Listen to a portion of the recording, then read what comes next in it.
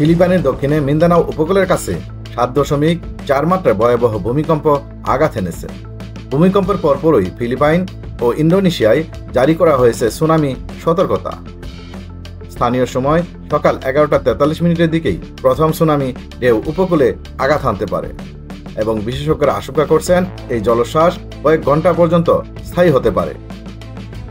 Pacific tsunami warning centre জানিয়েছে, ফিলিপাইনের কিছু উপকূলীয় এলাকায় সাগরের ঢেউয়ের উচ্চতা 10 ফুট পর্যন্ত পৌঁছাতে পারে। ইতিমধ্যে উপকূলীয় বাসিন্দাদের নিরাপদ স্থানে সরিয়ে নেওয়ার নির্দেশ দেওয়া হয়েছে। এদিকে ইন্দোনেশিয়া ও প্রশান্ত মহাসাগরীয় দ্বীপরাষ্ট্র পালাউতে সুনামির আঘাত হানতে পারে বলে আশঙ্কা প্রকাশ করা হয়েছে। স্থানীয় প্রশাসন উচ্চ সতর্কতা জারি করে উপকূল এলাকায় জেলেদের সমুদ্রে না যাওয়ার নির্দেশ দিয়েছে। বিশেষজ্ঞরা বলছেন, ভূমিকম্পের কেন্দ্রস্থল ছিল সমুদ্রের নিচে, ফলে সুনামির ঝুঁকি এখনো পুরোপুরি কেটে যায়নি।